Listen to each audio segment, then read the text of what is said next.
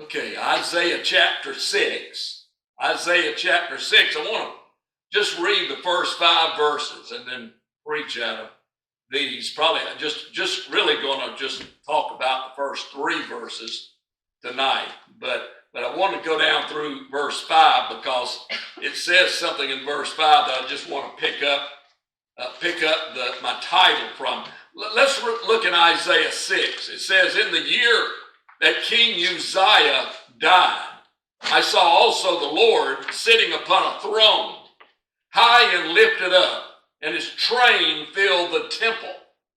Above it stood the seraphims. Each one had 6 wings. With twain he did cover his face, and with twain he covered his feet, and with twain he did fly. And one cried unto another and said, Holy, holy, holy is the Lord of hosts. The whole world is full of his glory. And the post of the door moved at the voice of him that cried, and the house was filled with smoke. Then said I, Woe is me. This is Isaiah speaking. He's seeing this in a vision.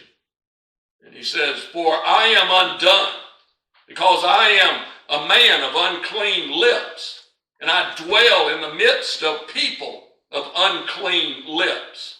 For mine eyes have seen the King, the Lord of hosts. I want you to notice that last statement in verse 5. For my eyes have seen the King. And that's kind of what I have, the title of my message, I have seen the King. I have seen the King. Here, Isaiah is given this vision by God to look into heaven.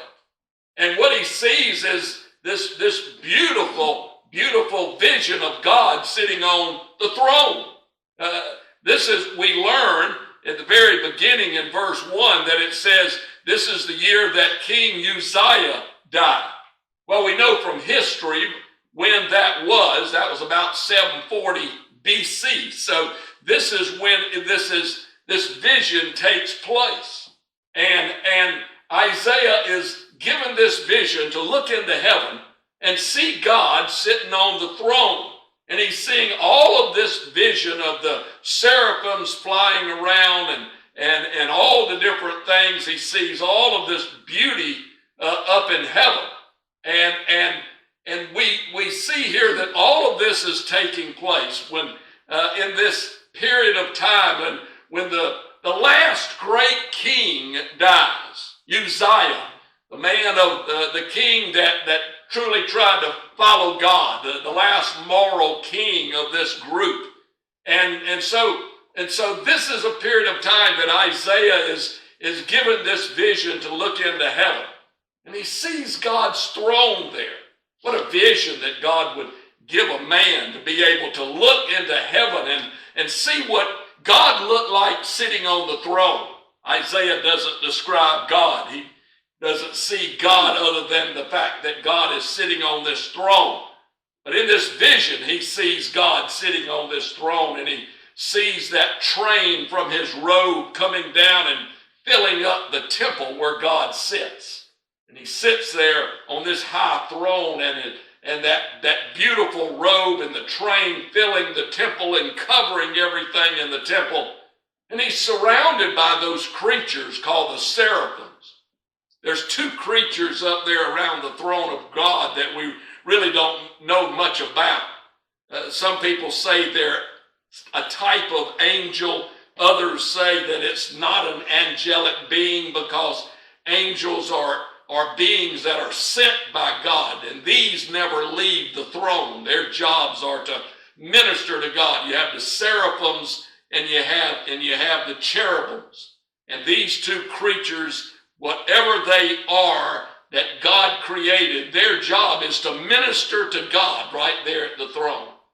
And we learn that these seraphims have 6 wings, and it says that as they are there, that they have 2 wings that cover their faces, and then 2 wings cover their feet. And the other two wings is what they use to fly. Nowhere in the Bible does it say that angels have wings. Angels can just take the position of anything that God allows them or wants them to take. But these are described as having 6 wings. And we see the fact that they cover their faces, showing the fact that they're not worthy, the humbleness of the fact that they're not worthy to even try to look up at the face of God. And the wings that cover them, that cover their feet and cover their that cover their faces, so that everything that they do and move around, it's all done for the glory of God.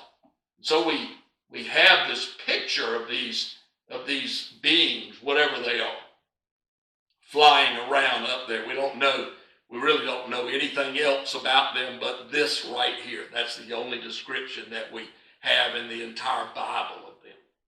So that's all we know. But this vision, that's what I want to look at tonight. I want to share with you tonight this vision here, and just look at a couple of verses real briefly. And we won't spend a lot of time on it tonight, but I do want to try to share with you some of the things here. And let's see.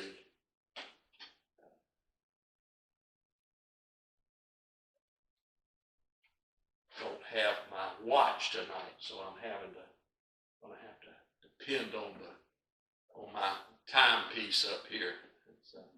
So okay, look in verse 1. In verse 1, it says, in the year that King Uzziah died, and I said we know that about 740 BC. He says, I saw also the Lord sitting upon a throne. Notice that it's high and lifted up.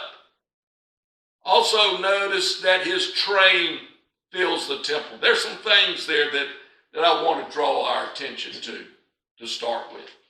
First of all, as we look at this to see God, I want you to see God in the way that Isaiah wants us to see God. That the first thing that we notice right off the bat is that we see God as alive. We notice he said that I saw also the Lord sitting upon a throne. He's sitting upon the throne. Well, I tell you what, it tells us right away that God's not dead. He's sitting there on this throne.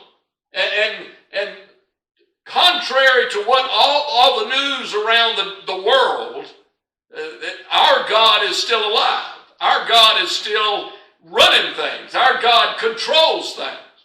We've got a God that has not disappeared.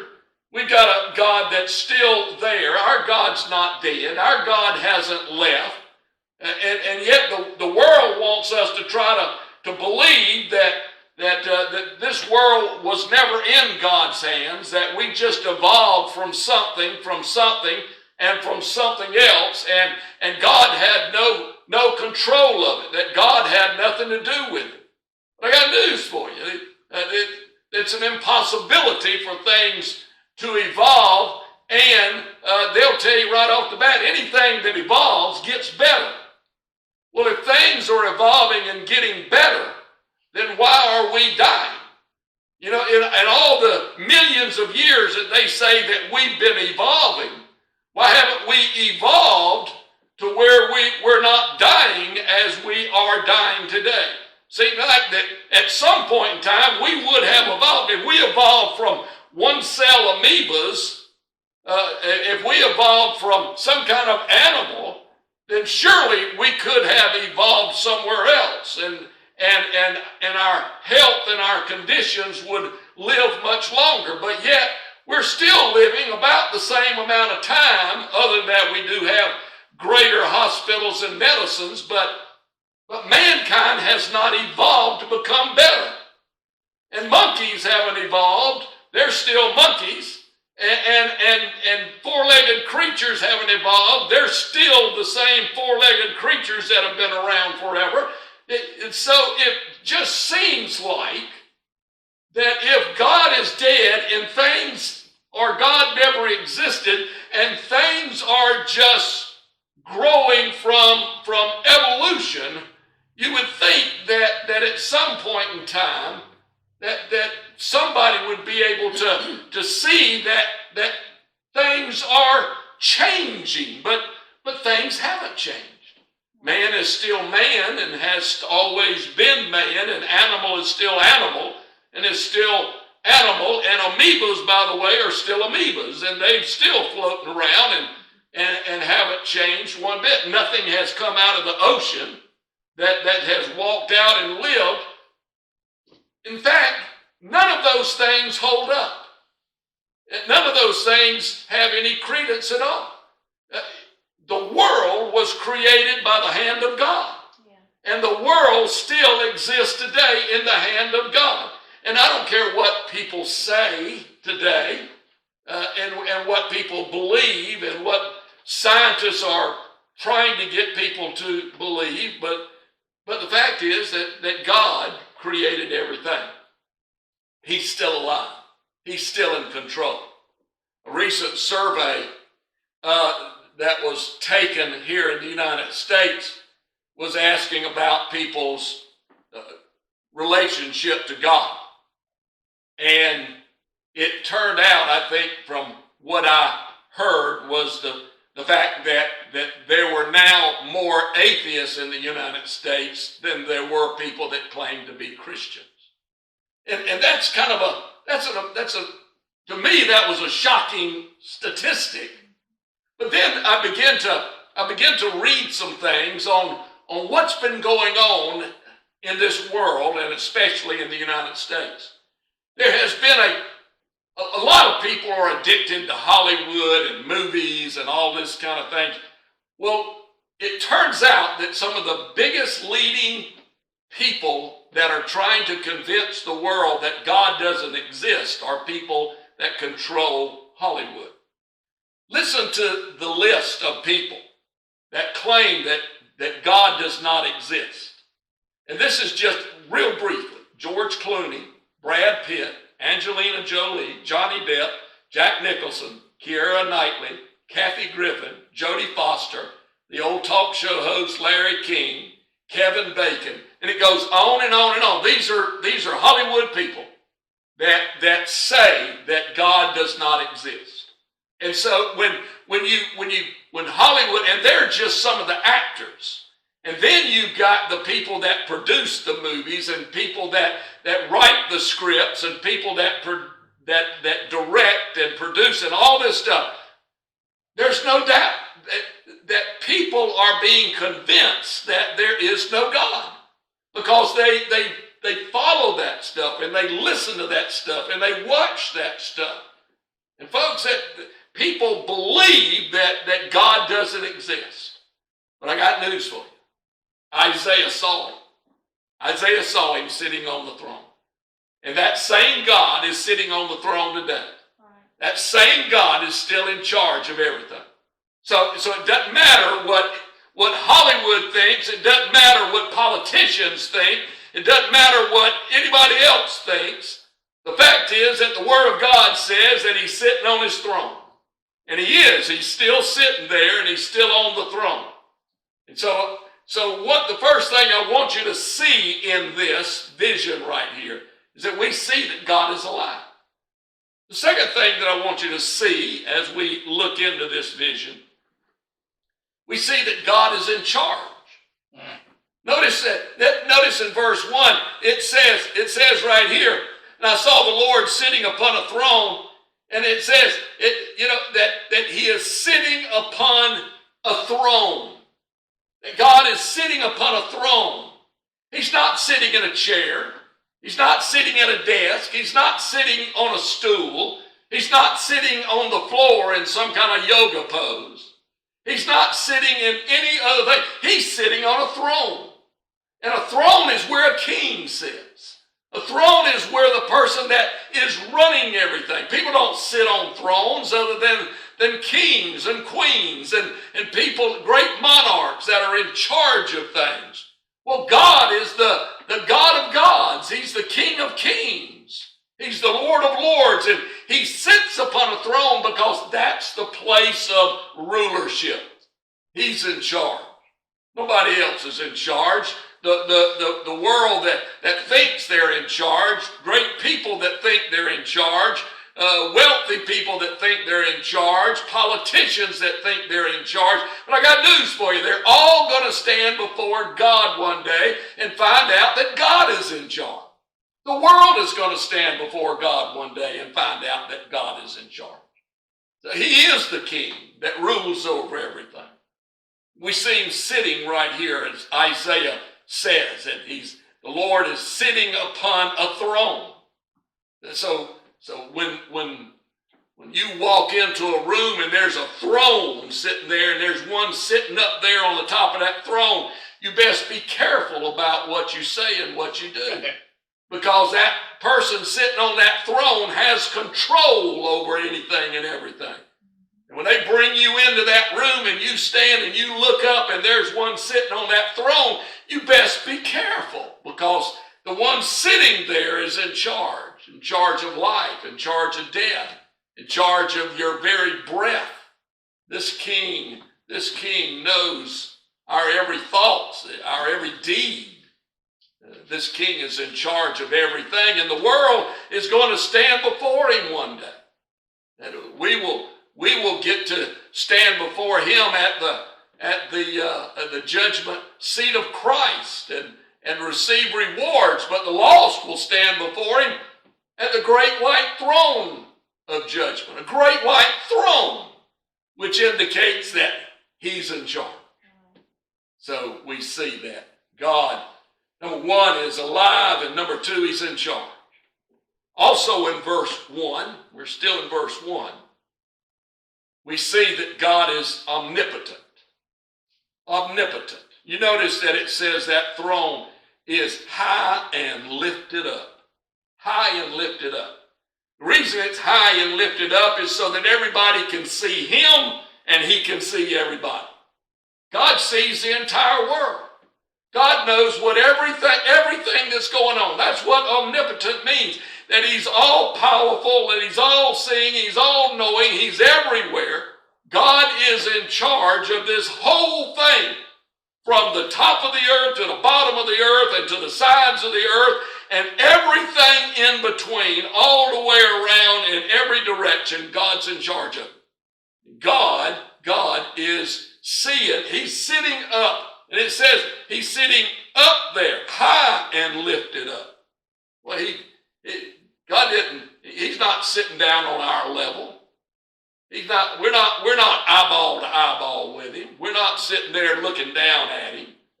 He's high and lifted up. And when we stand before him, we will be standing before him looking up at him, because he's in charge.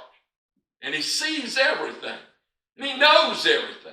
And he's got everything in his power. There's not a breath of life or a breath of air that God doesn't have his hand on. He controls everything. And that's the thing that I want us to see. That he's everywhere. He knows everything. He's all powerful. He's omnipotent. Still in verse 1, I want to draw your attention to the last thing that it says in that verse 1, that his train filled the temple. We see God is magnificent. We see that God is magnificent here. You notice that his train fills that temple.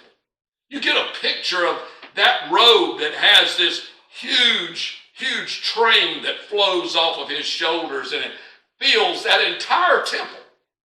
It doesn't just hang down behind him. It flows through the entire temple. It covers everything that's in that temple. It goes through the entire thing. God's train is covering everything. In other words, everything in that temple is under his control. That's what that train means. And he's got it.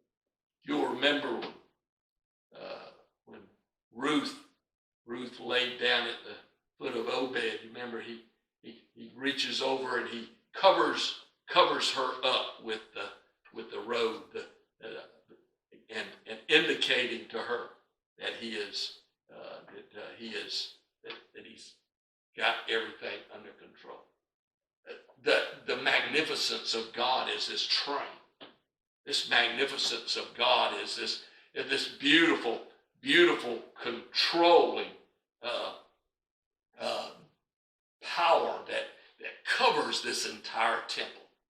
And what a magnificent picture we have here of God. This picture of him being in control of everything. And that train is a picture of him of having complete control over this whole earth. Of having control over everything. Everything is under his train. We see this brilliance of God, the beauty, the glory of God with this beautiful robe and the train that's flowing all the way through that temple. So we see that God is alive and he's in charge and he's omnipotent and he's magnificent. And I want you to notice in verse 2 and 3, it says above it stood the seraphims. Each one had 6 wings. With twain he covered his face, with twain he covered his feet, with twain he did fly. And one cried unto another and said, Holy, holy, holy is the Lord of hosts. The whole earth is full of his glory. Here we see that God is holy. We see that God is holy in all of this. He's not only magnificent, but he's holy. We see that the seraphims will not even look up at him. Their faces are covered. They're looking down. They're covering their eyes. They can't look at him because he is the most perfect God. He is that God that is in charge, and the creator of everything. They realize that even in their creation from God and that their service to God, they still are not worthy even to look up at God. That's how holy he is. This being right here bows their head and cries, Holy, holy, holy. Boy, these creatures which serve God day and night, these creatures that do nothing other than are in service to the Lord, not living in a sinful world, not living in sinful bodies, but these creatures created by God in all the perfection that God could create them to serve him, still are not worthy even to look at God. That shows the holiness of God. And yet, in a world filled with sin, we tend to think that we can tell God what we think and what we do. We can tell God everything. And that's not the case. The world denies him, but he's alive. And he's in charge. And he's omnipotent. And he's magnificent. And he's holy. So we see this picture of this wonderful God that created us. And he's the God of gods, the Lord of lords that we are to serve. And so I want us to take a moment tonight as we close out in prayer to just thank the Lord, this holy, perfect, this wonderful God that created us. To take a moment and thank him for all that he has